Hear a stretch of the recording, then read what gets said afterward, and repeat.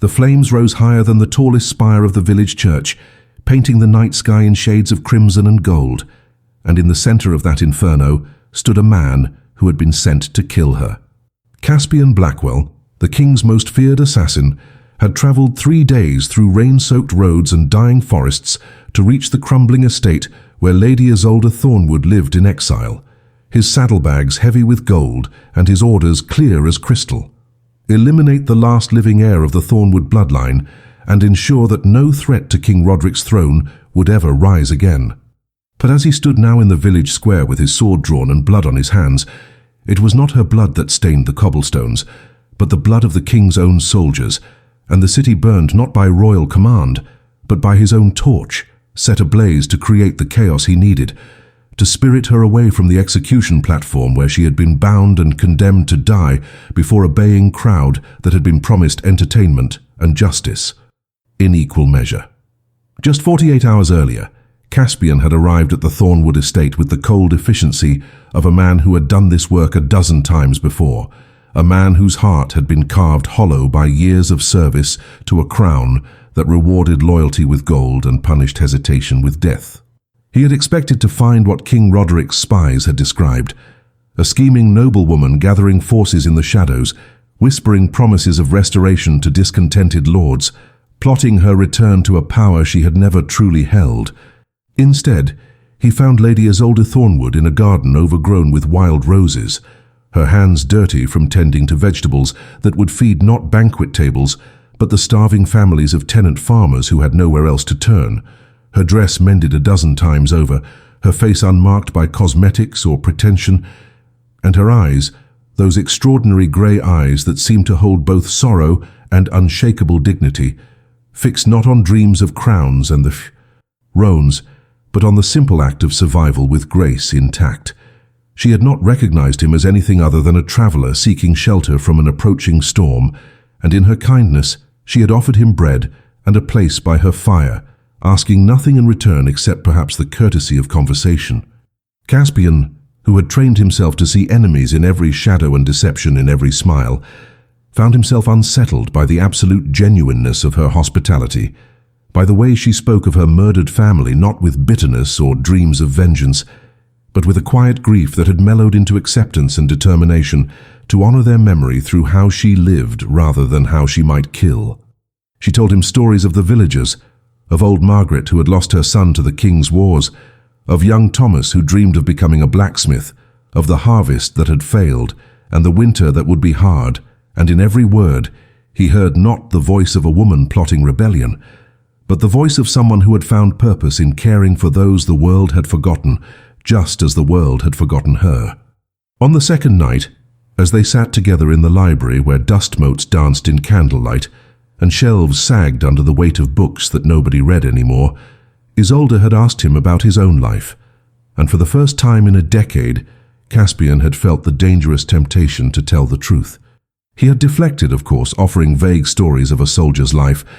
but she had looked at him with those penetrating eyes and told him that she believed everyone carried scars, visible or otherwise, and that perhaps the heaviest burdens were the ones we bore alone in silence, believing ourselves unworthy of compassion or understanding. The words had struck him like a physical blow, because they described exactly the prison he had built around his own heart, and in that moment he realized with absolute clarity that he could not kill this woman, that everything he had been told about her was a lie constructed by a paranoid king, who saw threats in every shadow and eliminated them before they could prove themselves innocent. When the king's soldiers arrived at dawn on the third day, their arrival unannounced and their intentions brutally clear, Caspian understood that he had been nothing more than a distraction, the opening act in a play whose ending had already been written. Roderick had never trusted him to complete this mission alone, and so he had sent a battalion to ensure that Lady Isolde Thornwood would die publicly, spectacularly, as a warning to anyone else who might carry dangerous blood in their veins or harbor sympathies for the old noble families that Roderick had systematically destroyed. They dragged Isolde from her home as the sun rose over the hills, binding her hands with rough rope and parading her through the village whose people loved her, announcing that she would be tried and executed for treason in the town square at noon, and that anyone who protested would share her fate. Caspian had watched from the shadows as they built the platform and assembled the crowd, his mind racing through possibilities and strategies, calculating odds and weighing outcomes until he reached the only conclusion that his conscience would allow. He would save her, even if it cost him everything, even if it meant betraying the only master he had ever known, even if it meant setting fire to the world he had helped build, and standing in the ashes as either a hero or a monster, depending on who survived to write the history. And so when the moment came, when the executioner raised his blade and the crowd held its collective breath, Caspian Blackwell made his choice, emerging from the crowd like an avenging angel, his sword singing as it cut through the guards who stood between him and redemption, his voice ringing out across the square with words that would change both their destinies forever, declaring that the woman they sought to murder was more worthy of a crown than the tyrant who wore one, and that he would burn this city to save her if that was what justice required. To understand how Lady Isolde Thornwood had arrived at this moment of impossible rescue, bound on an execution platform, with a king's assassin turned savior fighting through guards to reach her, one must travel back 20 years to a time when the Thornwood name still commanded respect in the halls of power and inspired loyalty among the common people who remembered when nobility meant service rather than oppression. Isolde had been only 5 years old when her father, Lord Edmund Thornwood, had made the fatal mistake of questioning King Roderick's legitimacy in open court, presenting evidence that the king's claim to the throne rested on forged documents and murdered witnesses, evidence that Edmund believed would restore justice to a kingdom groaning under tyranny. The confrontation had been public, dramatic, and ultimately suicidal, because Roderick was not a man who tolerated challenges to his authority, and within a week, Lord Edmund, his wife, and his 3 sons had all perished in what the Crown called a tragic fire. But what everyone knew was a coordinated assassination that left only one survivor, the youngest child, a girl deemed too insignificant to pose any real threat. The young Isolde had been sent to live at the family's most remote estate, a crumbling manor house in the Northern Territories, where the Thornwood influence had once run deep, but where royal oversight was minimal and memories were carefully suppressed. She had been raised by her elderly Aunt Margaret, a woman who had survived by making herself invisible, and who taught Isolde the same lesson, that safety lay in obscurity, that ambition was suicide, and that the only way to honor her family's memory was to survive with dignity intact and perhaps, if fate allowed, to care for those who had loved the Thornwoods when such love was still permitted. The estate had slowly decayed around them, as royal taxes stripped away their remaining wealth and neighboring lords, eager to curry favor with Roderick, refused to associate with the tainted Thornwood name, leaving Isolde to grow into womanhood surrounded by fading tapestries and empty halls that whispered of a glory she had never known and could never reclaim. By the time Isolde reached her 25th year, she had transformed from a tragic orphan into something far more dangerous to the established order, though she herself did not recognize it. A living symbol of resilience and alternative possibility. A woman who commanded genuine affection from the tenant farmers and village people, precisely because she asked nothing for herself and gave everything she could spare. She had taught the village children to read using her family's library, had nursed the sick through 2 waves of plague when the royal physicians would not venture so far from the capital, and had negotiated with local merchants to ensure fair prices for the crops her tenants grew on land that barely produced enough to survive. The people loved her not because of her noble blood, but because of her noble character, and that love, quiet and undemanding though it was, represented exactly the kind of threat that kept King Roderick awake at night, imagining conspiracies in every act of genuine human decency. The king's paranoia had been fed by his network of informants, men and women who survived by selling secrets and inventing threats when real ones could not be found, and someone had whispered to Roderick that Lady Isolde was gathering supporters, that the common people spoke her name with reverence, that old soldiers who had served her father still toasted the Thornwood legacy in taverns when they thought no one was listening. None of it was true in the way the king imagined. Isolde had no army, no conspiracy, no grand plan for restoration. But truth mattered less than perception in Roderick's court, and perception said that any Thornwood still breathing was a Thornwood who might someday become a rallying point for rebellion, intentional or otherwise, and so the order had gone out, delivered in sealed letters to Caspian Blackwell. Travel to the northern estate, assess the threat, and eliminate it permanently, quietly, in a way that would look like natural causes or perhaps an unfortunate accident, anything that would not create a martyr.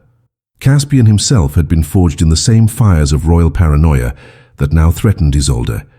though his story was one of recruitment rather than persecution, a tale of a young soldier of extraordinary skill who had been noticed by the king's spymaster and offered a choice that was not really a choice at all: serve the crown in its shadow work, or watch your younger sister face charges of treason for crimes she had not committed, but that could easily be manufactured. He had chosen service, and over the years he had become the ghost that nobles feared, the whisper of death that preceded unexplained disappearances and convenient accidents, a man without a name or a past who existed only as an instrument of the king's will, paid in gold he never spent, and promises he no longer believed. But every mission had chipped away another piece of his humanity, until he had convinced himself that he felt nothing, was nothing, wanted nothing except the next assignment and the oblivion that came with surrendering moral choice to someone else's authority, and this mission to eliminate Lady Isolde Thornwood had seemed no different from all the others until the moment he actually met her and discovered that his capacity for feeling had not due after all, but had merely been waiting for someone worthy of resurrection. The 3 days that Caspian spent at the Thornwood estate observing Isolde had unfolded like a slow torture of his carefully constructed defenses,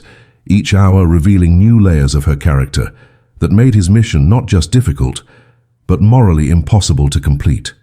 He had watched her wake before dawn to help old Thomas mend the fence that kept his sheep from wandering into the forest where wolves hunted, her hands working alongside his without hesitation or condescension, refusing his embarrassed protests that such work was beneath a lady of her station. He had seen her spend an entire afternoon sitting beside the bedside of a farmer's wife, dying of consumption, reading poetry aloud in a steady voice that gave comfort where medicine could not, staying until the woman's breathing eased into sleep and her husband's tears had dried enough that he could face the night ahead. Every interaction revealed the same pattern: Isolde giving of herself without calculation or expectation of return, treating each person as inherently valuable regardless of their station or usefulness, embodying a kind of nobility that had nothing to do with bloodlines and everything to do with how one chose to move through a world that offered ample justification for bitterness and selfishness. On the second evening, as rain drummed against the manor's leaking roof and they sat in the library where candles fought a losing battle against encroaching shadows, Isolde had spoken to him about her philosophy of survival,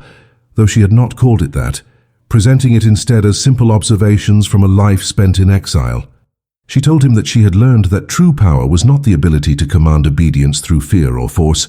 but the ability to inspire loyalty through genuine care, that the only legacy worth leaving was the memory of kindness in the hearts of those who survived you, and that every person carried within them the capacity for both tremendous good and terrible evil, with the difference determined not by birth or circumstance, but by the daily choices made when no one was watching.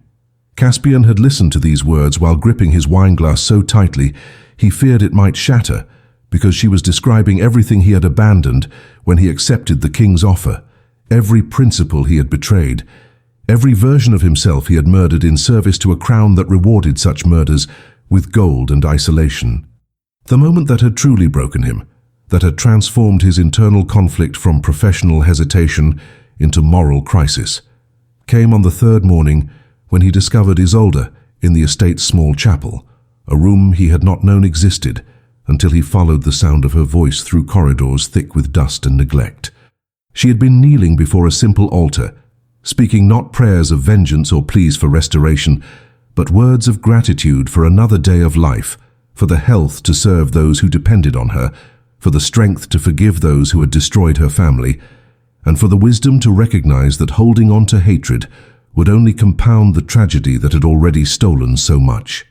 Caspian had stood frozen in the doorway, unseen and unheard, listening to this woman who had every justification for rage and rebellion, Instead, choose forgiveness and purpose. And in that moment, he understood that King Roderick was not eliminating a threat to his throne, but rather eliminating the very thing his kingdom most desperately needed, an example of how power could be wielded with grace rather than cruelty. That same afternoon, Caspian had made his decision, though he had not yet formed a plan for how to act upon it, understanding only that he would not complete his mission, that he would find some way to warn Isolde and perhaps help her escape to lands beyond Roderick's reach, where she might live out her days in peace, even if it meant permanent exile from the only home she had ever known. He had been composing the words of his confession, rehearsing how he might reveal his true purpose and beg her forgiveness while offering his assistance, when the thunder of hoofbeats announced the arrival of the king's soldiers, a full battalion of armed men who surrounded the estate before dawn on the fourth day, with orders that left no room for mercy or negotiation. Caspian had watched from his window as the captain dismounted and strode toward the manor's entrance, had seen the sealed letter bearing the royal crest, and had understood in an instant that he had been played from the beginning, that Roderick had never trusted him to kill Isolde quietly, that this entire mission had been designed to end exactly as it was ending, with a public execution that would serve as both punishment and warning. They had dragged Isolde from her bed still wearing her nightdress, ignoring her dignity and her protests, parading her through the village as the sun rose and the people she had served gathered in horrified silence, too afraid of the soldiers' swords to intervene, but too loyal to abandon her to face this nightmare alone. The captain had read the charges in a voice that carried across the square: conspiracy against the crown, gathering forces for rebellion, plotting the assassination of King Roderick, each accusation more absurd than the last, but delivered with absolute authority that transformed fiction into legal fact. Isolde had stood on the hastily constructed platform with her head held high, her grey eyes scanning the crowd, not with fear but with compassion, seeming to understand that these people she loved were powerless to help her, and that her death would serve as punishment for their affection, a lesson that loving the wrong person could bring royal wrath down upon an entire community. And Caspian, watching from the shadows where he had positioned himself during the chaos of her arrest, had felt something inside him catch fire, a rage so pure and righteous that it burned away every last trace of the obedient assassin he had been and forged him into something new, a man willing to sacrifice everything for someone who had shown him that redemption was still possible even for hands as bloodstained as his. The executioner had raised his blade to catch the morning light, performing for the crowd with the theatrical cruelty that royal justice demanded, when Caspian made his move, emerging from the mass of assembled villagers like a shadow given sudden and violent form. His first sword stroke cut through the rope binding Isolde's hands before anyone registered his presence. His second drove through the executioner's shoulder and sent the man sprawling off the platform, screaming, and his third parried the captain's desperate lunge with a force that sent the officer stumbling backward into his own men. The square erupted into chaos as soldiers scrambled to respond to this impossible intervention,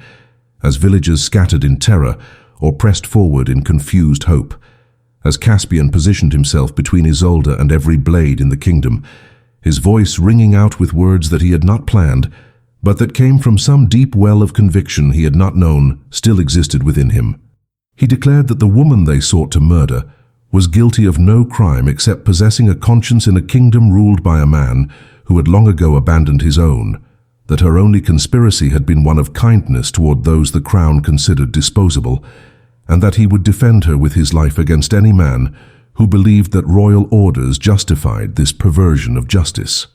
For a single suspended moment, the world seemed to hold its breath as soldiers and citizens alike processed the impossibility of what they were witnessing. The king's own assassin, the ghost whose existence was whispered about in taverns but never confirmed, standing in open defiance of the very authority that had created him. The captain recovered first, his face contorting with rage and perhaps fear, as he recognized the magnitude of this betrayal, shouting orders for his men to kill them both, to show no mercy to traitors, regardless of their previous service to the crown. But Caspian had not survived a decade of shadow work without learning to read the hesitation in armed men's eyes, and he saw it now in the soldiers who advanced with weapons drawn, but steps uncertain. men who had been told they were executing a dangerous conspirator, but who could see with their own eyes a terrified woman and a lone defender making a stand that looked far more heroic than villainous. He used that hesitation ruthlessly, his blade moving with the precision of countless battles, disarming rather than killing when possible, creating enough chaos and confusion that the soldiers' numerical advantage became a liability as they crashed into each other in the confined space of the crowded square. Isolde stood behind him on the platform, her mind reeling as she tried to comprehend the transformation of the quiet traveler who had shared her fire into this deadly protector, fighting an entire battalion on her behalf, unable to understand why anyone would sacrifice themselves for someone as insignificant as a forgotten heiress, with no power to reward such loyalty. She wanted to tell him to stop, to save himself, that her life was not worth this suicidal gesture, but the words caught in her throat as she watched him fight with a skill that was almost beautiful in its efficiency, each movement economical and purposeful, revealing years of training that no simple soldier could possess. The truth began to dawn on her even before he spoke it aloud, during a brief pause in the fighting, his chest heaving with exertion as he stood surrounded by groaning wounded and hesitant soldiers waiting for their captain's next command. He told her without turning around that he had been sent to kill her, that he was the king's assassin, tasked with ending her bloodline quietly, but that meeting her had shown him what he had become in service to a tyrant, and that if he was going to damn his soul for murder, let it be for murdering the right people in defense of someone actually worth saving. The confession should have terrified her, should have made her recoil from this man who admitted he had come to her home as an executioner. But instead, Isolde felt something shift in her chest, a recognition that his betrayal of his mission was the most honest thing anyone had done for her since her family's death. She stepped forward despite the danger, placing her hand on his shoulder in a gesture that made several soldiers raise their weapons in alarm, and spoke words that only he could hear above the chaos of the square. She told him that she forgave him for what he had intended, because she could see what he had become, that his choice to stand with her mattered more than his original purpose, and that if they were going to die together in this square, she was grateful that her last moments would be spent beside someone who had remembered how to choose conscience over obedience. Her touch and her words accomplished what hours of reasoning could not have achieved, giving Caspian the final piece of resolve he needed to execute the desperate plan forming in his mind. A plan so audacious and destructive that it would either save them both or ensure they became a cautionary tale told to frightened children about the price of defying kings. He turned to face the crowd and the soldiers, with Isolde's hand still resting on his shoulder, and in a voice trained to command attention in the deadliest situations, he made his proclamation that Lady Isolde Thornwood was the rightful queen of this kingdom by blood and by character, that King Roderick's reign was built on murdered innocence and forged claims, and that anyone who valued justice over tyranny should bear witness to what he was about to do in her name. Then, before the captain could order his men to rush the platform, before anyone could stop what came next, Caspian drew from his coat the small clay pots he always carried for creating diversions during assassination missions, pots filled with oil and powdered sulfur that ignited on impact, and he began to systematically hurl them at the buildings surrounding the square, setting fire to the thatched roofs and wooden facades with the precision of a man who understood that sometimes salvation required burning down the world. You knew to create space for the world you needed. The flames spread with shocking speed, fed by dry timber and summer heat, transforming the execution into an inferno that scattered soldiers and citizens alike, creating the exact chaos he required to spirit Isolde away from the platform and into the smoke-filled streets where a king's assassin knew every shadow and every escape route that ordinary soldiers would never find. They ran through smoke-choked alleyways and burning streets, while behind them the village descended into pandemonium, soldiers shouting contradictory orders as they tried to simultaneously pursue fleeing traitors and contain fires that threatened to consume everything the community had built over generations. Caspian pulled Isolde through paths only he could navigate, his assassin's training transforming the chaos into advantage as he led her away from the square and toward the forest edge where he had hidden supplies and horses during his initial reconnaissance, always planning for contingencies, even when he had believed his mission would be simple murder rather than impossible rescue. Isolde stumbled beside him, her bare feet bleeding on cobblestones and her lungs burning from smoke inhalation.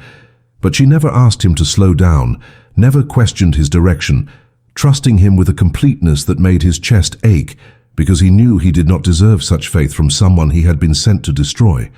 They reached the tree line just as the first pursuers emerged from the smoke behind them, and Caspian lifted her onto the waiting horse with hands that were surprisingly gentle given their recent violence, swinging up behind her and driving the animal into the forest with the urgency of a man who understood that the next few hours would determine whether his betrayal resulted in salvation or merely postponed an inevitable execution. They rode hard through the afternoon and into evening, following deer trails and stream beds that left no tracks, putting distance between themselves and the chaos Caspian had created with his torch and his declaration, not speaking because there was no breath to spare for words, and perhaps because the enormity of what had happened required silence to fully comprehend. As darkness fell and the horse began to falter from exhaustion, Caspian finally guided them to a shepherd's shelter he had marked during his journey to the Thornwood estate, a crude structure of stone and thatch that would provide minimal protection, but was remote enough that soldiers were unlikely to search it before morning. He helped Isolde dismount, catching her when her legs buckled from fatigue and trauma, carrying her into the shelter and settling her onto the dirt floor with a care that contradicted everything she had been taught to expect from men who killed for kings. Only when she was safe and the horse was hidden in the nearby trees did Caspian allow himself to acknowledge the magnitude of what he had done, sinking down against the stone wall with his head in his hands as the reality crashed over him. He had committed treason, murdered the king's soldiers, destroyed an entire village, and abandoned the only life he had known for a woman he had met 3 days ago. Isolde watched him in the darkness broken only by moonlight, filtering through gaps in the thatch, seeing him not as the confident protector who had fought an entire battalion, but as a man confronting the ruins of his former existence, and she understood that his crisis was deeper than simple regret over tactical choices. She moved closer to him despite her exhaustion, ignoring the pain of her wounded feet and the ache in her muscles, positioning herself so that she could see his face in the dim light, and she waited until he looked up to meet her eyes before she spoke. Her voice was hoarse from smoke, but steady with conviction as she told him that she needed to understand who he truly was, not the assassin he had been trained to become, but the man who had made the impossible choice to burn a city rather than let her die, because that choice had revealed something essential about his character that she suspected even he did not fully recognize or accept. She asked him to tell her his story, the real one, the path that had led a man capable of such loyalty and courage to spend years serving a tyrant who commanded him to murder innocent people in the name of stability and order. Caspian had never told anyone the full truth of his origins, had buried that story so deep that he sometimes wondered if it had happened to someone else entirely. But sitting in that shepherd's shelter with Isolde's grey eyes reflecting moonlight and genuine compassion, he found himself unable to maintain the walls he had built around his past. The words came slowly at first, then faster as the dam broke, telling her about his sister Elena, who had been his only family after their parents died of plague, about the minor noble who had accused her of theft when she rejected his advances, about the king's spymaster, who had appeared with an offer that was really a threat: become our weapon or watch your sister hang for crimes she did not commit. He described the years of training that had systematically stripped away his humanity, the missions that had required him to betray his own conscience until he convinced himself he no longer possessed one, the growing numbness that had made each assignment easier because feeling nothing was the only way to survive what he was being commanded to do. And then he told her about arriving at her estate, expecting to find another target, another problem to be eliminated, and instead discovering a woman who embodied everything he had sacrificed, who proved that goodness could survive in a world designed to crush it, who had treated him with kindness, despite having every reason to trust no one. The confession poured out of him like poison being drawn from a wound, and when he finished, he sat in silence waiting for her judgment, expecting her to recoil from the catalogue of sins he had committed, even if his final choice had been the right one. But Isolde did not pull away, did not condemn him, did not offer empty reassurances that his past could be erased or forgotten. Instead, she reached out and took his hand, her fingers interlacing with his in a gesture that was both simple and profound, and she told him that she believed people were defined not by their worst moments, but by their willingness to choose differently when given the chance, that his decision to save her despite the cost proved that his conscience had never truly died, but had merely been waiting for a moment significant enough to justify resurrection. She said that if he could forgive her family's blood for making her a target, then she could forgive his past for making him the only person capable of saving her, and that perhaps they had both been shaped by tragedy for this exact purpose. To prove that redemption was possible, even for those who believed themselves beyond its reach, and that love could take root even in soil poisoned by betrayal and loss. The weeks that followed their escape became a journey of transformation for both of them, as Caspian and Isolde made their way south through forests and villages, moving always toward the capital with a plan so dangerous that it bordered on madness, but that Caspian insisted was their only path to something better than perpetual flight. He had explained during those first nights in hiding that running would solve nothing, that King Roderick's reach extended across the kingdom and beyond its borders, that they could flee to the edges of the known world and still live in fear of the assassins who would inevitably be sent to finish what the soldiers had failed to accomplish. The only real solution, he told her with a conviction born from years of understanding how power actually worked, was not to hide from the king, but to destroy his legitimacy so completely that his ability to command loyalty would shatter like glass struck by a hammer. They needed to expose Roderick's crimes publicly and irrefutably, to present Isolde not as a fugitive traitor, but as the rightful heir whose claim rested on truth rather than murder, and to do it in a setting so public and so dramatic that the entire kingdom would be forced to bear witness and choose sides. Isolde had listened to this plan with growing alarm, understanding that what Caspian proposed was essentially walking into the lion's den and demanding that the lion abdicate in favor of its intended prey. But she also recognized the cold logic behind his strategy. They had already crossed the point of no return when he set fire to the village and declared her the rightful queen, had already ensured that they would be hunted until captured or killed, and the only question remaining was whether they would spend their remaining time hiding in shadows or fighting for something that might actually change the kingdom her family had died trying to reform. She agreed to his plan not because she harbored ambitions for the throne, but because she understood that her survival alone would accomplish nothing if Roderick remained in power to continue destroying anyone who threatened his paranoid grip on authority, and because she had come to trust Caspian's judgment in matters of strategy, even as she taught him to trust his own heart in matters of conscience and purpose. Their journey became a careful balance of movement and preparation, as Caspian used his knowledge of the kingdom's shadow networks to gather intelligence and make contact with people he had once considered enemies, but who might now be allies in their impossible mission. He sought out other nobles whose families had been destroyed by Roderick's purges, merchants whose businesses had been ruined by royal taxation and corruption, soldiers who had grown disgusted with the orders they were commanded to follow,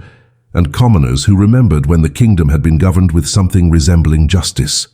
To each of these potential allies, Caspian presented not just Isolde's claim to legitimacy, but her character, arranging quiet meetings where she could speak with them directly, where they could see for themselves that she was not seeking power for its own sake, but genuinely believed in service and reform. Isolde discovered that she possessed a gift for inspiring loyalty that had nothing to do with her bloodline, and everything to do with her authenticity, her ability to listen without condescension, and to speak about change without making impossible promises, offering instead a vision of gradual improvement, built on principle rather than revolutionary upheaval built on rage. As word spread through underground channels that the last Thornwood heir lived and was gathering support, King Roderick's response was predictable and brutal, sending his remaining trusted enforcers to hunt them while simultaneously tightening his grip on the capital and preparing for the annual Grand Assembly, where all the kingdom's nobles and representatives gathered to conduct official business and renew their oaths of loyalty. Caspian received reports of the increased security, of the king's growing paranoia that manifested in midnight arrests and summary executions of anyone suspected of harboring Thornwood sympathies, and he understood that Roderick's fear was both their greatest danger and their greatest weapon. A king who felt secure did not need to rule through terror, but a king who understood that his throne was threatened would inevitably overreach, would commit atrocities so visible and unjustifiable that even his supporters would begin to question their loyalty. And Caspian intended to exploit that tendency by forcing Roderick to confront his nemesis in the most public possible setting, the Grand Assembly itself, where hundreds of witnesses would gather and where the king's response would reveal his true nature to everyone who still harbored illusions about his fitness to rule. The plan required them to infiltrate the capital during the assembly, to gain access to the Great Hall, where nobles gathered under the fiction of participating in governance, while actually performing elaborate rituals of submission to royal authority, and to present Isolde's case not as a legal petition that could be dismissed by royal decree, but as a moral challenge that would force every person present to choose between justice and expedience. Caspian spent days mapping entry points and bribing servants, calling in favors from contacts he had cultivated during his years as the king's assassin, transforming his intimate knowledge of the palace's security into a plan for breaching it with a woman who was the kingdom's most wanted fugitive. He knew the odds were terrible, knew that even if they succeeded in reaching the assembly hall, they would likely be killed before they could speak more than a few sentences. But he also knew that martyrdom witnessed by the entire nobility would accomplish almost as much as a successful challenge to Roderick's authority, and that either outcome would be better than the slow death of hiding in forests while the king continued to rule through fear and murder. The night before the Grand Assembly, Caspian and Isolde stood together on a hillside overlooking the capital, watching torchlight flicker in the palace windows and listening to distant sounds of celebration as nobles arrived for the pageantry that would begin at dawn. Isolde had been transformed by their journey from a woman accustomed to invisibility into someone who carried herself with quiet authority, her borrowed dress replaced by garments befitting her station that Caspian had procured through his network of allies, her hair arranged in the style her mother had once worn in portraits that still hung in the Thornwood Manor. She looked every inch the noblewoman she had been born to be, but it was the steel in her eyes, rather than the silk of her gown, that marked her as someone worthy of the throne she was about to claim or die trying to reach. Caspian watched her in the moonlight and felt something he had not experienced in over a decade, hope, fragile and terrifying, that perhaps redemption was not just possible but inevitable when two broken people chose to fight for something larger than their individual survival. They spoke little as the night deepened, both understanding that words could not adequately capture the magnitude of what morning would bring. But eventually, Isolde turned to him with a question that had been forming since that first night in the shepherd's shelter when he had confessed his past and she had taken his hand. She asked him what he would do if they somehow survived the assembly, if her claim was recognized and Roderick's reign ended, whether he saw a future for himself in a kingdom at peace, or whether the violence of his past had marked him too deeply to ever truly lay down his weapons and his guilt. It was the question Caspian had been avoiding examining too closely, because the answer terrified him more than any physical danger he had ever faced. He wanted a future with her, wanted it with an intensity that shocked him, wanted to build something honest and good in the ruins of all he had destroyed. But he did not know if he deserved such grace, or if she could truly love a man whose hands were stained with so much innocent blood spilled in cess. Ervis to the very tyrant they were now trying to overthrow. Isolde must have seen the conflict written across his face, because she moved closer, closing the distance between them until she could reach up and touch his cheek with fingers that trembled slightly, despite her otherwise steady demeanor. She told him that she had been thinking about futures as well, about what kind of queen she would be if the impossible happened, and she actually survived to wear a crown, and that she had concluded that the best rulers were not those who had never made mistakes, but those who had learned from their failures and chosen to spend their remaining days correcting the harm they had caused. She said that she would need advisors who understood the darkness that lurked in human hearts, because they had lived in that darkness themselves, who could help her build a kingdom where people like her family were not murdered for speaking truth, and where people like him were not forced to choose between conscience and survival. And then, with a directness that made his breath catch, She told him that if he was asking whether she could love him despite everything he had been, the answer was that she already did, had been falling in love with him since the moment he chose to burn a city rather than let her die, and that whatever tomorrow brought, she wanted him to know that he had already given her the greatest gift anyone could offer, proof that choosing differently was always possible. The kiss that followed was inevitable and transformative, a joining of two people who had both been shaped by loss and betrayal, but who had somehow found in each other the possibility of healing and hope. And in that moment, Caspian understood that regardless of what happened in the assembly hall, regardless of whether they lived or died in their confrontation with Roderick, he had already experienced something worth any sacrifice: the knowledge. For that he was capable of being loved, not despite his past, but including it. That Isolde saw all of him and chose him anyway.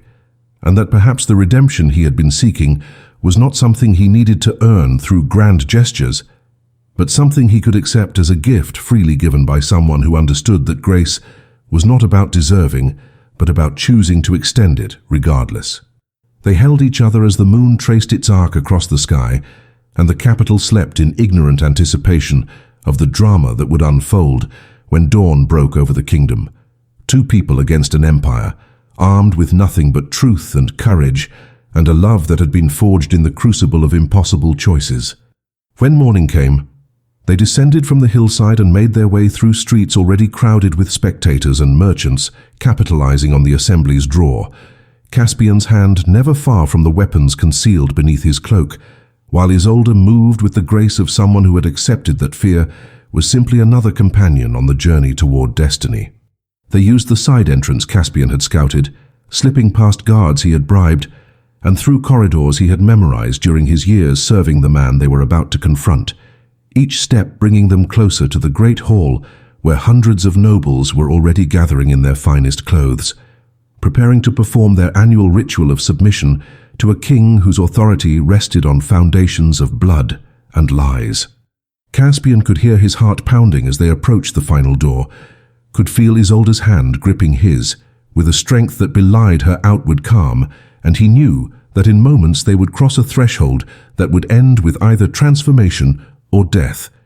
with no middle ground possible for people who had dared to challenge the established order so publicly and so completely. The great hall of the assembly stretched before them like a cathedral, dedicated to power rather than prayer,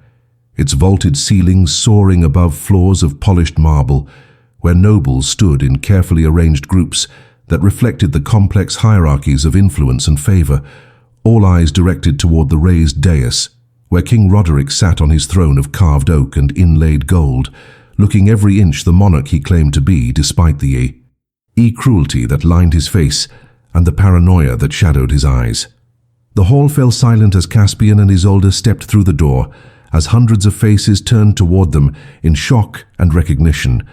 as the king's hand moved instinctively toward the sword that hung at his side, even though he had not wielded a weapon personally in years,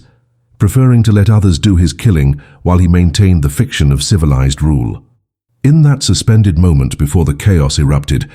Isolde stepped forward with her head held high and her voice carrying across the stunned assembly, speaking words that Caspian had helped her craft, but that rang with her own conviction and authority, declaring herself Lady Isolde Thornwood, rightful heir to a bloodline that Roderick had tried to erase, and demanding that he answer for his crimes before these assembled witnesses who would carry the truth of this day to every corner of the kingdom, regardless of how it ended.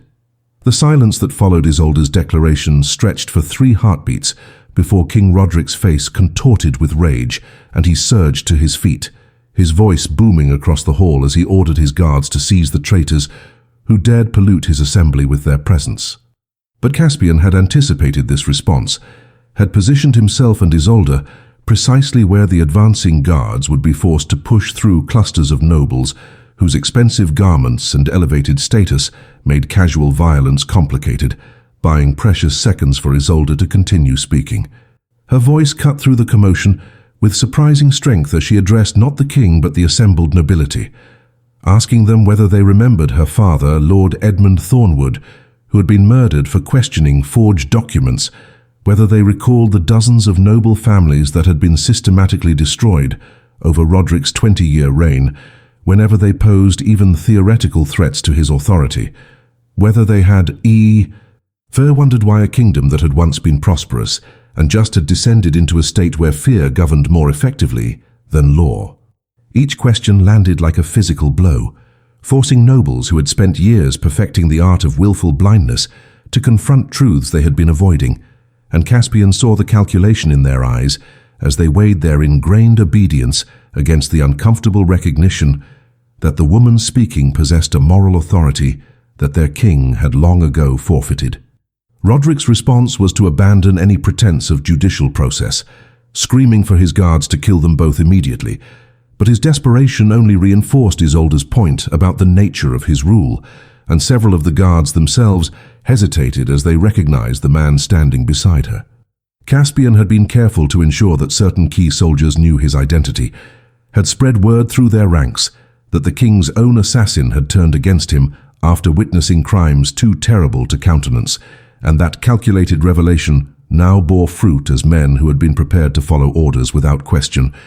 instead paused to wonder what could drive the most loyal weapon in Roderick's arsenal to such spectacular betrayal. In that moment of hesitation, one of the kingdom's elder nobles, Duke Ashford, stepped forward from the crowd with a voice that commanded attention through decades of accumulated authority, demanding that the king allow Lady Thornwood to present her evidence before the assembly, as was her right under laws that predated Roderick's own coronation, laws that the king himself had sworn to uphold when he accepted the crown that he now seemed so terrified of losing. The intervention shifted the dynamics of the confrontation from a simple matter of armed suppression to a political crisis that could not be resolved through violence alone, because Duke Ashford represented a faction of older nobility whose support Roderick needed to maintain the fiction of legitimate rule, and publicly executing them alongside Isolde would transform the king's paranoia into open tyranny that even his most loyal supporters could not justify. Roderick understood this trap immediately, his face cycling through rage and calculation as he searched for a response that would eliminate his enemies without alienating the nobles whose acquiescence kept his throne stable. And in that moment of the king's visible uncertainty, Caspian saw the opening he had been waiting for. He stepped forward and addressed the assembly himself, his voice carrying the weight of someone who had spent years executing the king's darkest orders and who now chose to reveal those secrets to the light, describing missions where he had been commanded to murder innocent nobles on fabricated charges, to eliminate potential rivals before they could even articulate opposition, to enforce loyalty through systematic terrorism that had nothing to do with justice and everything to do with maintaining Roderick's grip on power through fear rather than consent. The testimony was devastating precisely because it came from an unimpeachable source, from the man who had been Roderick's most trusted enforcer, and who therefore possessed intimate knowledge of crimes that the king had believed would remain forever hidden in shadows and unmarked graves. Caspian detailed specific names and dates, described nobles in the room who had lost family members to his blade, on orders that he now recognized as murder rather than execution, and he offered himself for judgment and punishment if the assembly would first ensure that the truth he was revealing would be heard and recorded and spread throughout the kingdom so that Roderick's victims would not have died in vain. The confession transformed the assembly from a ceremonial gathering into something resembling an actual trial, with nobles who had spent years performing elaborate dances of submission suddenly finding their voices to demand answers from a king who looked increasingly trapped and dangerous, his hand gripping his sword with white-knuckled intensity as he realized that his authority was dissolving in real time before hundreds of witnesses who would carry this story beyond the palace walls. Isolde chose that moment of maximum chaos and revelation to make her final appeal, stepping forward to stand beside Caspian as she addressed the assembly not with accusations, but with a vision of what the kingdom could become if they chose reform over continued tyranny. She spoke of her family's belief that nobility carried obligations rather than just privileges, that true leadership meant service to those who could not protect themselves, that a kingdom's strength was measured not by the fear it inspired, but by the justice it provided to even its most vulnerable citizens. Her words carried the weight of lived experience rather than abstract philosophy. Describing her years in exile caring for people whom the crown had abandoned, offering a model of governance that stood in stark contrast to Roderick's rule through intimidation and violence. And as she spoke, Caspian watched the nobles' faces shift from shock to consideration, to something that looked remarkably like hope, the dangerous hope that perhaps they did not have to continue living under a king whose paranoia made everyone a potential target, that perhaps this young woman offering them an alternative actually possessed the character and conviction to transform her words into reality if they were brave enough to support her lame against the tyrant who had ruled them through fear for far too long. King Roderick's control shattered completely when Duke Ashford formally moved at the assembly vote on whether to recognize Lady Isolde Thornwood's claim to the throne based on the evidence presented and the manifest unfitness of the current monarch to continue ruling. The motion represented an almost unprecedented challenge to royal authority, transforming what should have been a ceremonial gathering into a constitutional crisis that would determine the kingdom's future. And Roderick's response revealed exactly why he was unfit to wear the crown he clutched so desperately. He drew his sword with shaking hands and lunged not toward Isolde or Caspian but toward Duke Ashford, apparently deciding that murdering the nobleman who had dared challenge him would restore his authority through sheer terror. But the king had grown soft from years of letting others commit his violence,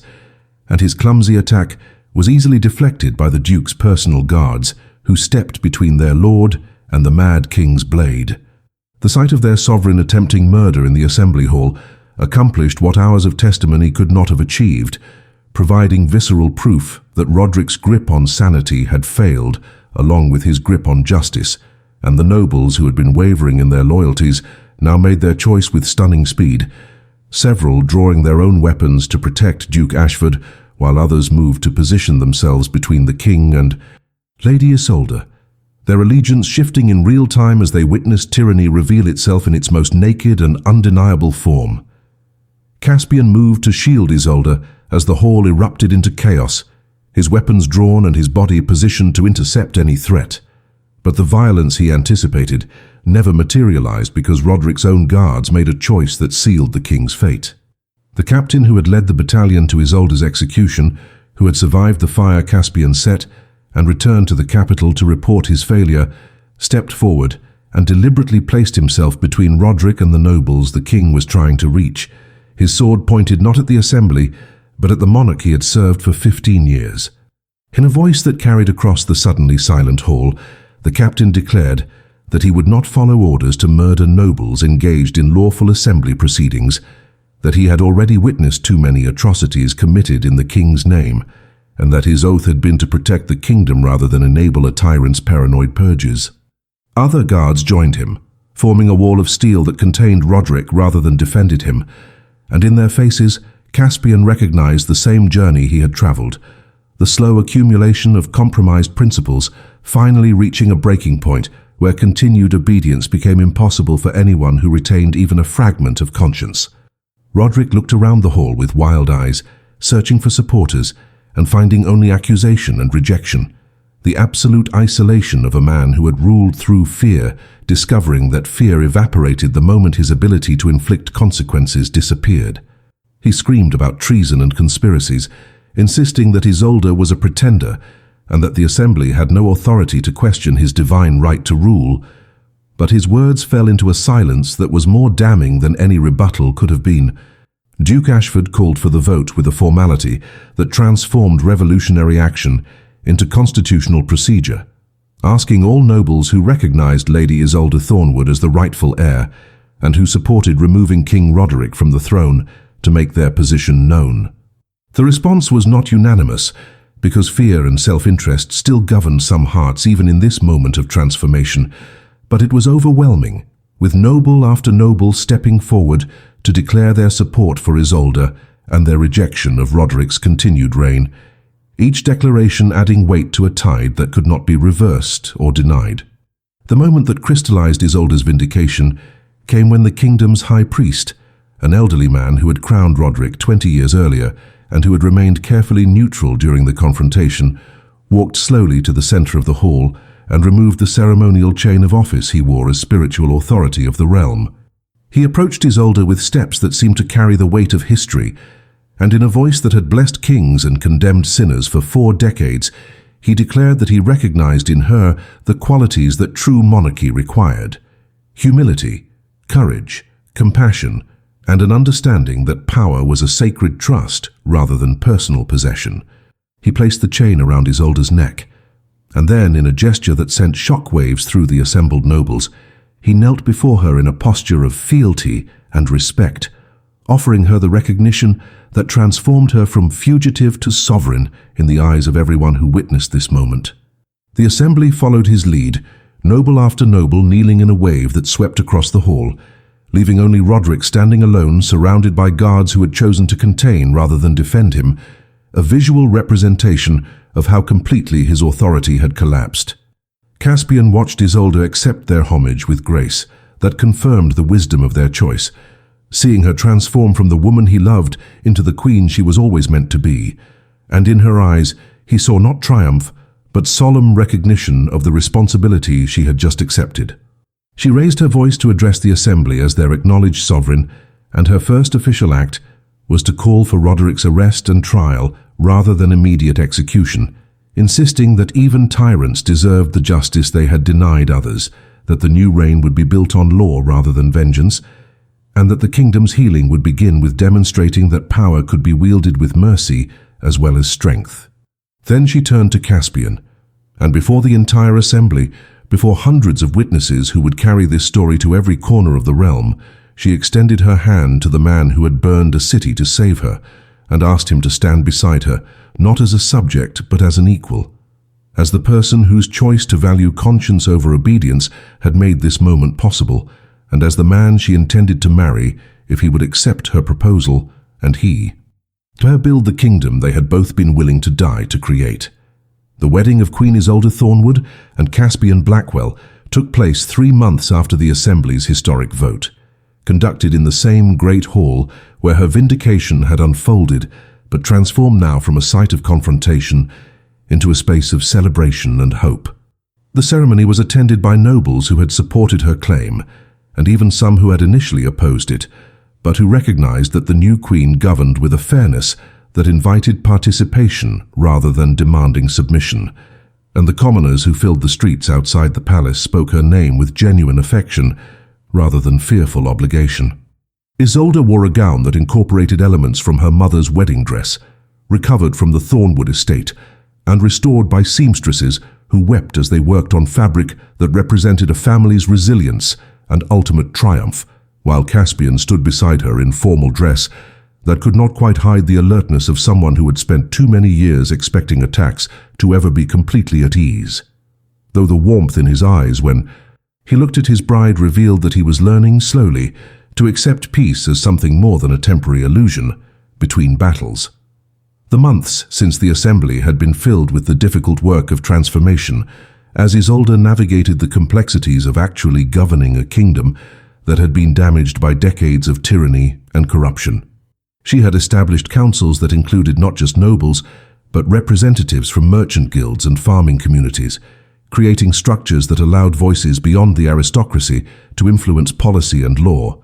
and she had tasked Caspian with reforming the kingdom's intelligence and security apparatus, turning it from an instrument of oppression into something that actually protected citizens rather than terrorized them. He had accepted the role with characteristic intensity, recruiting people who had been victims of the old system and who understood intimately how surveillance and violence had been weaponized, building networks of accountability that would prevent any future monarch from using fear as their primary tool of governance. Together they formed a partnership that balanced Isolde's idealism with Caspian's pragmatism, her faith in human goodness tempered by his understanding of human capacity for evil, creating a reign that was neither naively optimistic nor cynically controlling, but instead grounded in clear-eyed recognition of both possibility and danger. Roderick himself had been tried before a tribunal that heard testimony from families he had destroyed and soldiers he had corrupted, and the evidence of his crimes had been so overwhelming that even his few remaining supporters could not contest the verdict. Isolde had commuted his death sentence to permanent exile in a remote monastery,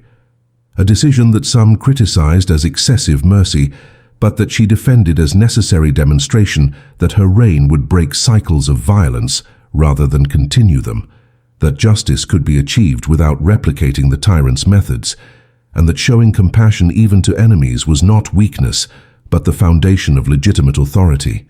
The decision had been controversial, but over time it became one of the defining characteristics of her rule.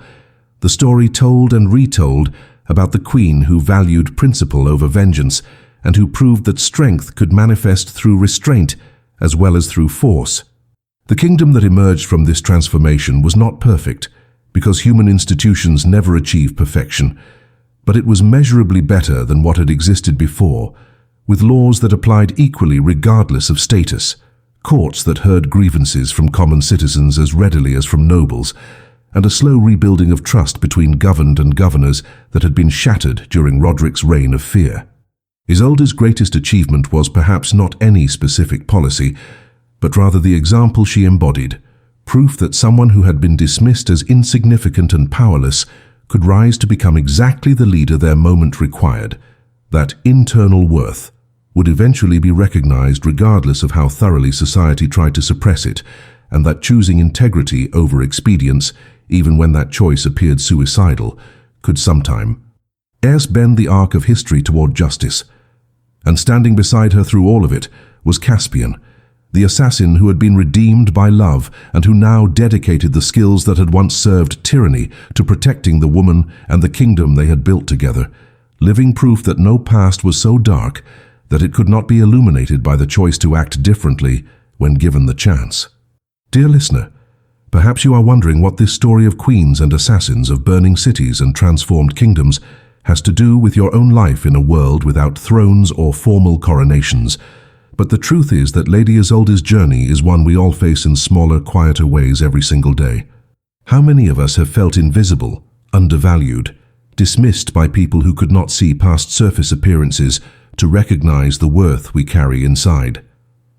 How many times have we been told, directly or through subtle social cues, that we are not good enough, not important enough, not worthy of the respect or love or opportunity that others receive without question? And how many of us, like Caspian, have compromised our principles in service to Sisti? Myths or people who demanded our loyalty, while giving nothing of value in return, slowly losing ourselves until we could barely recognize the person staring back from the mirror. This story asks you to remember that your value is inherent rather than assigned, that the judgment of others says more about their limitations than about your worth, and that the choice to live with integrity and compassion is always available regardless of what choices you made yesterday or last year or 10 years ago. Lady Isolde's vindication came not from finally being recognized by a society that had dismissed her, but from remaining true to herself even when that society offered every justification for bitterness and surrender. And your own vindication will come the same way, through the daily choice to honor your values, to treat others with the dignity you wish you had received, and to trust that living authentically will eventually attract people and opportunities that align with who you truly are,